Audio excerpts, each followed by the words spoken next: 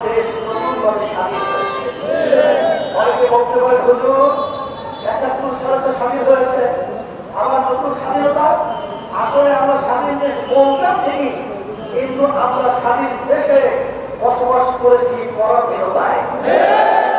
আসলে ৫ই আগস্ট আমাদের দেশ আবার স্বাধীন হয়েছে, এখন আমরা স্বাধীনভাবে কথা বলতে পারছি, এখন আমরা স্বাধীনভাবে কাজ করতে পারছি, এখন আমাদের মৌলিক অধিকার আমরা বাস্তবায়নের জন্য কেন্দ্র তৈরি করতে পেরেছি। এখন এই স্বাধীনতা আমাদেরকে ধরে রাখতে হবে।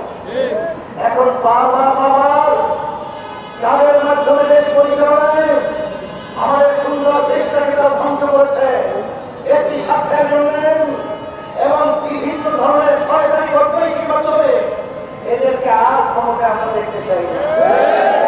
এর পরিবর্তন আমাদেরকে করতে হবে। কি করতে হবে? এই দেশের ভিতরে মুসলমান বসবাস করে, এই দেশের ভিতরে আমি ভালো নাই, এই দেশের ভিতরে বাংলাদেশের রাজধানী ঢাকাকে বলা হয় মসজিদের নগরী।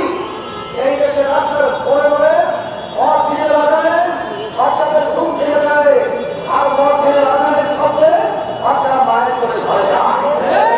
এই দেশের মধ্যে ইসলামী আদর্শ যখন বাস্তবায়ন হবে, তখন একটা পৃথিবীতে পর্যন্ত তার শান্তি বিজ্ঞানিত হবে।